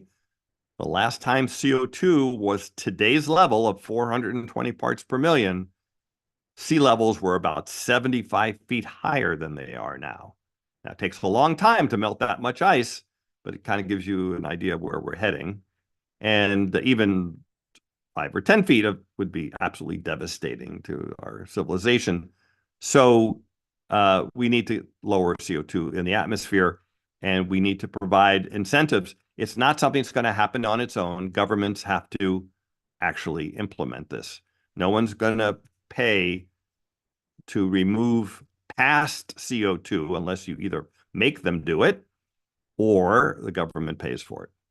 The number 16, increase research into solar radiation management, which I now like to call sunlight reflection methods, because that phrase is super accurate and far more understandable to the public. And I said, including ways to preserve Arctic ice. So this is something we probably have to do a lot sooner than people realize. If the AMOC might collapse by 2050, and the reason it would collapse is because of fresh water coming from Greenland and the Arctic. And we could actually stop that freshwater flow from Greenland and the Arctic by cooling them off with putting sulfur particles in the stratosphere. We could reduce the current sulfur we're putting in the atmosphere by 95%, because we put that in the lower atmosphere where it lasts in the atmosphere for about 1 week, and take the last 5%, put it in the stratosphere where it lasts for about a year. And we would get more cooling with far, far less pollution. So that's what, and we've covered that so much, I'm going to just keep going to get to the end here, because it's already been an hour and a half almost. And then the last section is promote equity and social and environmental justice. So number 17, implement clean energy support program for the global south. We don't want developing countries to do what we did and grow their economies using fossil fuels, because that's going to hurt them and it's going to hurt us, it's going to hurt everybody. But it turns out that renewable energy is cheaper and cleaner than fossil fuel energy. But the global south doesn't necessarily have access to all the technology that we have in the developing countries. So we need to implement programs to provide that to them and get them going and growing their economies using clean, cheap energy. And to provide clean energy to everyone everywhere is sort of the phrase I like to use. Number 18, fund adaptation R&D and local support for adaptation planning. So what is adaptation? Adaptation. So there's three things we can do. We have three choices. We have mitigation, which is reducing climate impacts. There's adaptation, which is adapting to climate change, and then there's suffering. And we can pick, as much of the first two as we want, and the amount of suffering we have is what's left over. Now, unfortunately, if we just do adaptation, which is like building a seawall to prevent flooding or these kinds of things, or installing air conditioners to handle heat waves and things, I mean, they help somewhat. But if all we did is that, then the climate change itself would overwhelm our ability to adapt. But we really waited too long to address climate change. So we're going to have more and more climate impacts. So we will need to do adaptation, and we need to help with that, both locally as well as in the global south as well. Number 19 is to promote education of women and family, and to also promote family planning and health services. And this is a way to lower population. I think, telling people not to have children is not the way to go, and it won't work very well. But in every place that has educated women and health services, the birth rate is far, far lower than in other places. So like in the United States, the birth rate's very low. Italy and Japan, it's below reproduction rates, significantly. People worry about that. That's a whole other subject, which we covered long ago. But I just put that in here because obviously addressing climate change will be easier if we have fewer people to deal with. And then the last one, number 20, require energy use reduction among the top 10% of emitters, which is 50% of all emissions. So it turns out that climate change is sort of the most unjust thing there is. The top 1%, the top 1% of emitters emit twice as much as the entire bottom 50% of emitters. And the top 10% of emitters emit 50% of all emissions. So when we say we have to reduce our emissions, it's not everyone in the world, not people in Africa or South America that currently have very tiny emissions anyway, but really where we need to focus are on the people that, that fly all over the world, that have multiple homes, that, multiple cars, these kinds of things. And so that's where the focus of required energy use reduction should come. I should point out, by the way, that it should be fossil emission reduction, give people incentives to move to clean energy as well. So that's the plan. I have some more slides, but we have hand up. Nadia, now that we covered that subject, so you can ask your question. Yeah. So part of what's going to happen here, though, is well, a lot of people are going to die, and the question is who lives and who dies. And it's kind of obvious what the areas are that are going to have trouble. Southeast Asia, Brazil. Then you start getting into India, Pakistan, and China that won't have nukes. And if you don't come up with a fair plan for basically who lives and who dies, they're happy with, they launch nukes, right? Because they'll just take you down with them, right? So well, yeah, there's also going to be natural resource, conflicts like, India, Pakistan, some river that flows through one country to another, and then all their farmers want all the water and these kind of things. Yeah. So climate change is very dangerous, not just from a point of view of heat waves, but it's not also from a natural resource point of view and causing conflict. This is not speculative, right? The wet bulb in India is pretty obviously going to go off the charts. That's like, ground zero for all the climate stuff, and as well, Southeast Asia too. But India in particular is the one with the power to actually fight back, right? So we have kind of a major problem of if they are not satisfied, they're going to retaliate, and nobody's actually taking mass migration seriously. Well, no one's taking climate change seriously, but the whole point of this plan is that we're choosing to fail. So I think we can all agree on that, at least. I don't know, maybe not everyone agrees, but I think it's taken seriously. However, the plan is largely to let their lessers die en masse. This plan? No. That's why. The billionaires' plans, right? The billionaire plan, yes, for sure. Yeah. Yeah, they get. No, but this plan also, that's why there's also solar radiation management. Again, this deserves its own discussion, but I'd like to point out that even though people say it's a moral hazard to implement solar radiation management because it might slow down the emissions reduction, I claim it's a moral hazard not to implement solar radiation management, because really what you mean by that, if you don't implement it, is that you're willing to let people in the global south die while we go along trying to implement some net zero plan in the developed nations. And they're willing to let people, not just in the global south, but in the global north too, die on large scales. I don't think they're planning on even. But they, we have to be a little careful when we say they and everything. I mean, there's fossil fuel companies, there's political leaders, there's just regular citizens in developed nations, there's citizens in the global south. There's all kinds of theys and we's, and always have to be careful whenever we use those words. But again, this plan is meant to be the plan that you implement everywhere, not just the United States, by the way. Once the government and the citizens decide to choose to succeed in addressing climate change rather than continuing to choose to fail. And I think that will happen. I'm not saying it's going to happen. Well, it's certainly not happening in time, because it should have happened 40 years ago. But it might happen sooner than we think, for the sad reason that climate damage is going to ramp up rapidly now. And it already has, and it's happening right now. It's not something not even a prediction, really, right? It's something that's happening. Yeah, the billionaire stranglehold on power may need to be broken in order to implement much of this, and instead of just the billionaires going into the bunkers and letting the rest of us all die.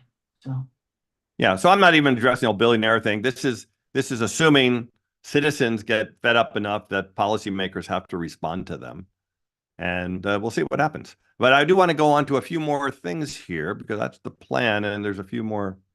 Let's see, how do I do that? Okay, so then the question is for carbon dioxide removal, how much do we have to remove? And so it turns out that 1 part per million, you always hear we're currently at 420 parts per million.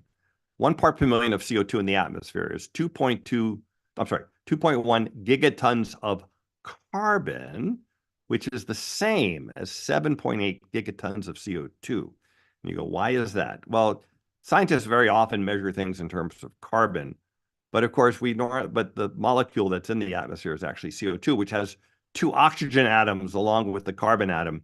And when you add that, it's, I think, 3.7 times heavier than a carbon atom.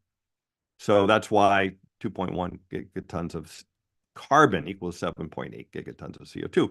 But 55% of emissions are absorbed by oceans, lands, plants, and soils, and that kind of thing. So 1 part per million of emissions or reduction is actually 4.7 gigatons of carbon or 17.3 gigatons of CO2. By the way, don't worry if you're not following the numbers. It doesn't really matter. But it's just saying that once we emit, roughly, you can think of it this way. We emit a ton of CO2, roughly half gets absorbed by the oceans and plants and soils right away. And then the remainder stays in the atmosphere for hundreds of thousands of years. But if we want to go from 420 parts per million today to 350 parts per million, that's 1.2 trillion tons of CO2, that plus any future emissions that we emit. And we're already up to around 425 already. This chart's only a couple of years old. And to go from 420 to 280, which the original pre-industrial level, that's 2.4 trillion tons of CO2 that we have to remove. And if we could, we're currently not doing any of this, but if we really scaled up tremendously, we could probably remove 40 gigatons of CO2 a year, which is about as much as we currently emit. And assuming we were at 0 emissions by then, or let's say at 10 gigatons of emissions and we actually remove 50, so we have a net of minus 40, it would take 30 years to get to 350 and 60 years to get to 280, plus any future emissions. And you say, well, is that even possible to do 40? I mean, that's like incredible. Like, how is that even possible? So this chart says that it is possible. To do minus 40 gigatons a year, we would need 110 million 1 ton per day removal systems about the size of a shipping container or a rail car. And you should listen to my interview with Klaus Lackner, which is on the YouTube homepage somewhere. And he talks about that. He's the godfather of carbon capture and came up with this. And he felt a long time ago that it was possible to do a ton a day in a rail car size system. But today we could maybe do 2 or 3 or maybe more in that size. But that's okay. Let's just assume 1, which is somewhat conservative. Well, if you wanted to build 110 million of those systems, you could build 11 million a year for 10 years. And was that even theoretically possible to build 11 million of something every year? Well, we currently make 90 million cars a year, and we're doing that today. So making 11 million rail car size systems is definitely possible. It's about the size of the automobile industry. The current cost is about $500 a ton, but that's literally at kiloton scale or thousands of tons a year. That's what's currently being removed with these pilot, first of a kind, proof of concept systems, whatever you want to call them, first commercial systems, kiloton scale. And if we go up to gigaton scale, that's 1,000,000 times more than kiloton scale, 1,000,000 times more. Things get cheaper when you make them at 1,000,000 times scale larger than you do today. And I think we get down to $50 a ton, which is only $2 trillion a year. You say, well, that's a lot of money. Well, it's a lot of money, but not a lot of money compared to the cost of not doing it, which would cost a lot more than $2 trillion a year. If you'd like to know a lot more about carbon capture, please listen to my recent interview with Julio Friedman, which you can find on the homepage of Climate Chat on YouTube. And he's an expert on all of this. We went through all of this kind of stuff here. Let's talk a little bit about, well, let's see, why is it? Solar radiation. Let me go back, sorry. Solar radiation management. There are different ways of doing that, or sunlight reflection methods. One is to put mirrors on the ground, literally. And again, you should, we did a whole program on that recently with Yi Tao of MIIS, MEER.org, which proposes putting mirrors on the ground to cool the Earth. I came away from that thinking that that's not going to happen to cool the Earth as a whole, but it could be used to cool local areas and cities and things. Another way to do it is to increase the number of clouds and make clouds brighter. And one way to do that is to sail ships around the ocean that throw up pulverized seawater into the air, and the salt from the seawater would help form clouds. It's called marine cloud brightening, and that would reflect the sun. We've done lots of programs with how ships cause clouds over the ocean, and we're reducing the sulfur particles that cause the clouds. And that's what's accelerating warming. With our last program last week was on that. So we know that reducing clouds heats up the Earth, so adding clouds will cool the Earth if done at the right time. During daytime, by the way, at nighttime, clouds warm the Earth by trapping heat from radiating to space. So you have to do it the right way. But if you do it, that's what you would try to do it the right way. The third way is to put sulfur particles or other kinds of particles in the stratosphere. We've done whole programs on this. Listen to my discussion with Doug McMartin. We talk about sunlight reflection methods. This is something that we could do relatively soon, relatively cheap, billions of dollars a year, about 200 specially built airplanes with larger wings and larger engines to reach the stratosphere. And there are planes today that can do it, but they're small. But so we want a large plane that can do it, and put these sulfur particles in the stratosphere. It would have some slight negative side effects, but nothing compared to the side effects of not doing it, which would be deadly to many, many, many more people. And then another way to do it, and this is one that Eli likes to focus on, and that is building a space shade that you put at the L1 point between the Earth and the sun. So it always stays between the Earth and the sun. And it would be very, very big, but very, very thin.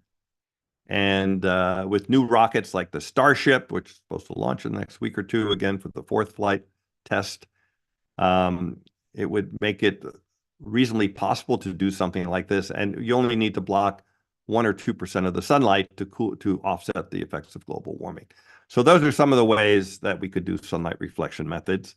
We've been going on for a long time, so I'm going to stop sharing here if I can do that. Let's see, how do I get, here we go, stop sharing. And we have I'm going to open up the camera here.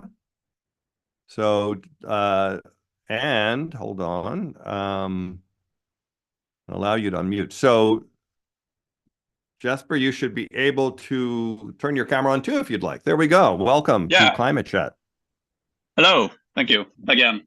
So regarding solar radiation management methods, I recently watched a lecture by, let's see, I'm going to get his name correct, Miles Allen, who is a professor of physics, and he contributes to the IPCC reports. And he brought up solar radiation management in the middle of his lecture.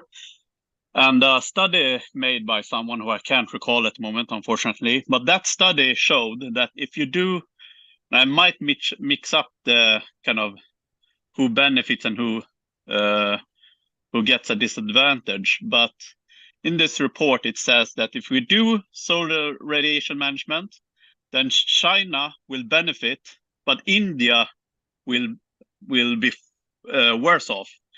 Conversely, if we let climate change go without doing anything, then China will be worse off, but India will be better off. I might have that backwards. Well, no, you might have it right, because, I mean, one of the supposed impacts of solar radiation management, and again, we're talking about, by the way, a specific kind. We're talking about putting the sulfur in the stratosphere, which is kind of one of the easier ones to do. And again, all of them probably, if you do the marine cloud brightening, you probably have to model that totally differently, right?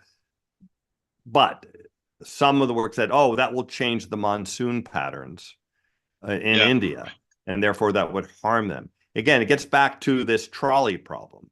We're not, no one is saying that solar radiation management or sunlight reflection methods have no impact, no negative impacts. They have negative impact. Just assume they have negative impact. That's not actually the question. The question isn't, do they have negative impact? The question is, what are the negative impacts compared to not doing them? And I don't actually agree. It's not a question of, oh, India gets hurt with solar radiation management. But when you say that sentence, you're implying that they don't get hurt if you don't do it. That's not the case at all. In fact, go listen to our discussion last week with Leon Simons. He's saying that India is planning to it. On reducing coal use, and that sounds like a great thing. It's going to help climate change.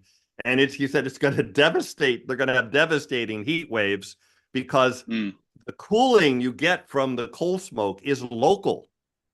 It's the CO2 is global. It affects the entire planet, but the cooling is local. And when you shut down those coal plants, all of a sudden you get a huge spike in heat. So India is going to suffer tremendously without doing solar radiation management. It will benefit tremendously from solar radiation management, and solar radiation might take back some of those benefits through other kinds of impacts. And by the way, even with climate change, the whole monsoon system is shifting already. It's not like you'll just have your normal monsoon forevermore with climate change. You're not going to have that. It's going to be a total mess. So I think it's simplistic to say these guys benefit, these guys don't, and vice versa. I think that's too simplistic. Yeah, I can't kind of validate how accurate that study is, but that's what he put forth as kind of a danger element. Because if one nation gets much, much worse by solar management radiation, then they are going to be obviously going to oppose and want to limit it or kind of cease the operation. That can be a ground for a conflict, a war. Yeah. I'm not saying the politics of SRM, by the way, or they don't call it the politics, the management of that or something. That's very hard, right? And by the way, we're doing it today on a massive scale. Totally unregulated. No one does anything. It's cooling the earth tremendously, probably around a degree or so. And there's no discussion, there's no political issues or whatever. It's just because it's by accident. It's only because it's on purpose that you get into these political issues, which is very interesting in its own right, by the way. It's a very interesting issue. But that's also one argument he put forth, as I recall, because if you decide to do solar radiation management, then you own it. You have done something purposefully. And that also presents a conundrum, because now you can't kind of claim ignorance. Now you have done something willfully and kind of deliberately, and that's why it's the trolley problem. It's exactly why it's the trolley problem. So this is all true. But one thing I would wonder about the study you're mentioning is, what was the base year? So is it today? If you implemented solar radiation, I can't recall, unfortunately. Is it 2050? Is it 2070? Is it 2100? When I think going to be 3 degrees warming all over the globe on average, which these places will be absolutely devastated. So if I recall correctly, the time series went from 2020 to 2070. So their argument was, by 2070, China would be worse off and India would be better off with solar radiation management. And if you don't do it, then it's the opposite, that China will be better off and India will be worse off. Well, send me the study. It's climatechatclub@gmail.com.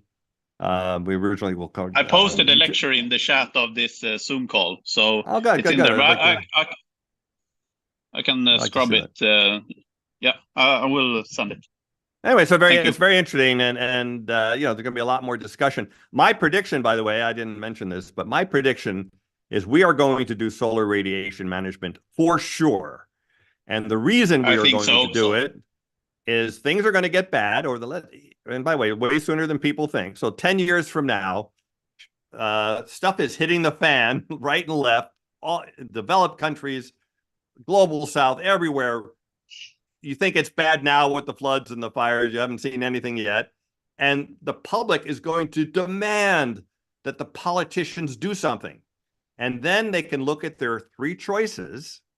They can reduce emissions, they can remove CO2 from the atmosphere, and they can do solar radiation management. The first two, you will not even notice that they did them for 30 years, assuming they did them in a really big way. I mean, it takes decades, because you got to remember, we're putting, 50 gigatons into the air roughly every year. There's already 2.4 trillion tons in the air. So, that we put up already on top. So that 50 is only a tiny percentage. So if you reduce it, you're nibbling at the edges. So the public will not notice the politicians did everything. They'll still be very angry. The only thing the politicians can do at that point that the public will notice quickly is sunlight reflection methods. It'll happen the next year. It'll be cooler. Again, you might have some of these other side effects, but it will be cooler the next year, and it's the only choice they'll have. Nothing else politically will be viable. So that's my prediction, but we'll see if I'm right. Yeah, I'm in the same camp at that. They will use it as a kind of shortcut or kind of least resistance path. Okay, very good. Let's see. Let's move to Stacy. Stacy. Yeah. Hey, Dan. The report that Jesper mentioned, there is a 1-minute video. It's very good. I just wanted to share screen and show that because I thought it goes nicely with everything we've been talking about. So let's see. You think you can do it? I'm not sure. I should be able to anyway. Give it a shot, see if it works. Can you see it? I can see it, and it's started to see if we hear it. Can you hear it? I mean, it's just music, but nope, I don't. Wait. I don't hear anything. Well, it's just words on the screen anyway. Okay. So okay.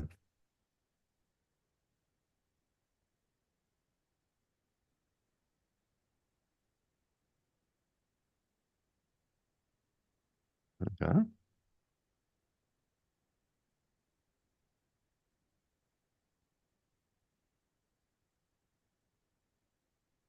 Yeah, I didn't focus much on food, but I mean, a little bit, putting carbon price on emissions from agriculture, but there's a lot more we can do in the food sector.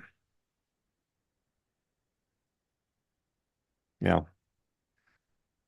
Again, I will say this is sort of the current approach.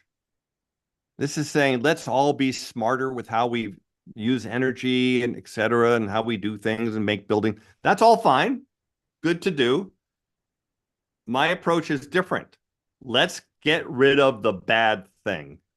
It's a very. I totally agree. Can you unshare there? Unshare yeah, the and then screen this is the other one I wanted to mention because in the YouTube chat, I think it was actually Brett was like trashing e-bikes, and I was like, oh my gosh, no, I will go to the mat on this. They are the most efficient form of transport that we have available because you're able to go further with a whatever measure of CO2 produced because the nutrition required to power you on a regular bike and then crossed with what it takes to the energy to power the electric bike, and it's like nothing can beat it. It is the most efficient form, and so I would we should be giving away e-bikes to every person on Earth. That is the best thing we could do.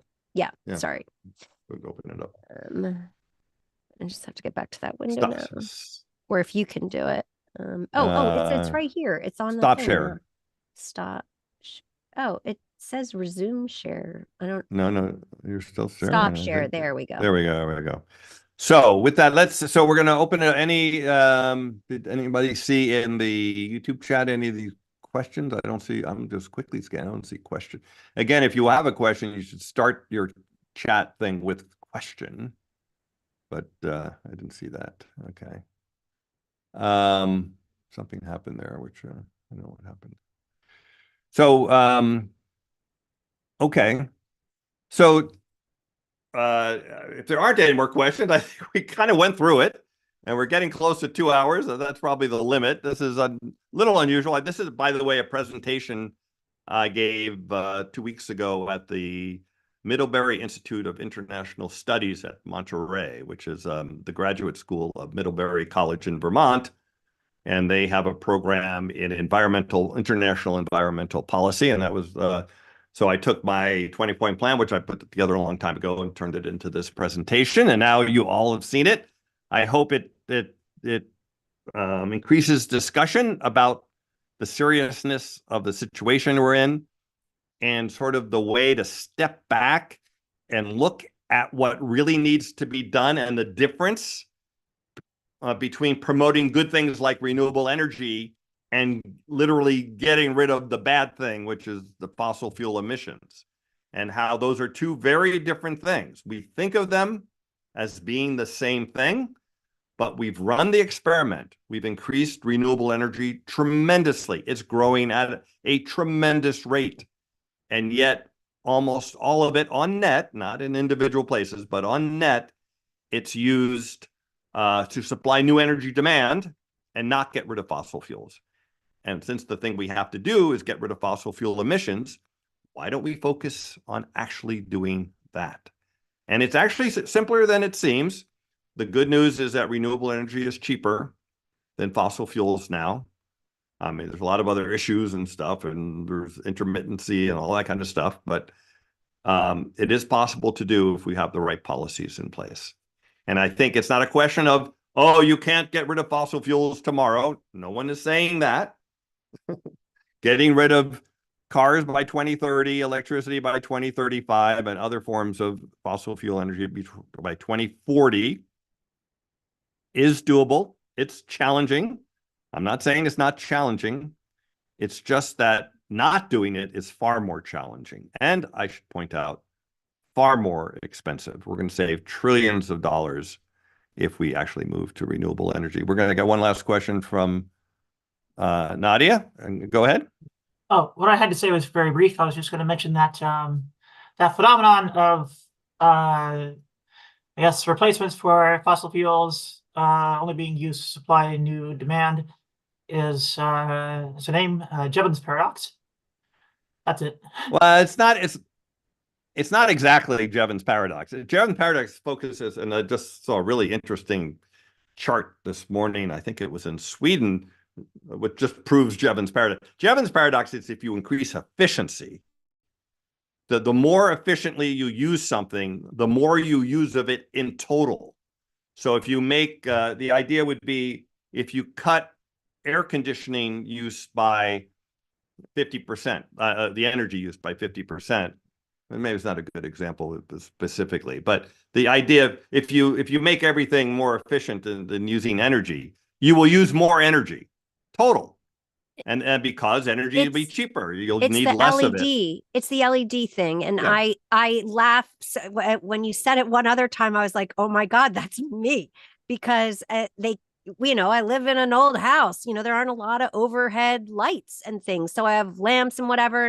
But I always felt guilty about it. And with the incandescent bulbs, well, then LEDs came out and it's like, oh, and now they have these strip lights and whatever. And they have these little, oh my gosh, it's a freaking, Times Square show, here at times. I'm sure I'm consuming less than when it was an incandescent bulb. But yeah, I just got more. But it's not just you.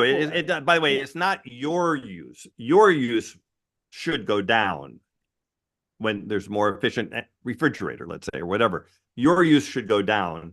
It's just that the total use all over the world. So if you made a more efficient, to me, a more efficient air conditioner, which is important in a warming world, is a climate feedback that will greatly increase energy use around the world. Maybe not in your house, but since it'll become far more affordable for people that wouldn't be able to afford it before. And there's a lot of social issues around that and fairness issues. Swamp coolers. We need swamp coolers and heat pumps, and yeah. Swamp coolers. I've used them in the past. They have their pros and cons. If we can't get Mold. Sulfate aerosol injection done the right way, at the upper atmosphere, maybe during intense heat waves in India, which would be deadly on a large scale, perhaps it would be a good thing to harness Jevons paradox with cheap air conditioners to force them to use coal burning power plants and emit some sulfur to cool things off locally, right? I mean, Oh my God. we could do a lot better, but given the way things happen in this world, I just don't know. Oh, the ones that runs real bad right now are Thailand and surrounding region. What about Thailand? Oh, they're having like 48-degree temperatures and stuff. Oh yeah, I mean, but yeah, that's happening That's around the Mexico. world. Yeah. Mexico. And actually, is and Europe is the continent that has boiling. warmed the most, and they're the ones who've done the most reduction of fossil fuel emissions. There's a little tie-in there as well. I want to end it here, but I will say a few upcoming shows. One, we probably should do one on Jevons paradox, I guess, as a whole show. After I made this list of policies, I realized we're not implementing these policies, yet these are really obvious policies to implement, and I wondered why. So I made a list of barriers to climate action. We covered it on Clubhouse really long ago, but we'll cover it here on YouTube in an upcoming show. And we should do Jevons paradox, and I'm also have invitations out to a whole bunch of different people for interviews coming up. So we'll see you every Sunday at 10 a.m. Pacific time. Please subscribe, like this video so it gets shown to more people. The last video, by the way, was the number one thing we did with Leon last week. It's up to over 10,000 views already. Let's see. Also follow me on Twitter at DanMiller999. So you can see upcoming shows and get notified about that, and also just see little climate comments now and then. So with all of that, thank you for joining us. This is Climate Chat, and I'm Dan Miller. Thanks to Stacy, and thanks to Eli, and thanks to everyone who asked questions and joined the discussion. And we will see you next time. Let's go out with the slide here. And we'll see you next time. Thanks for coming, everyone.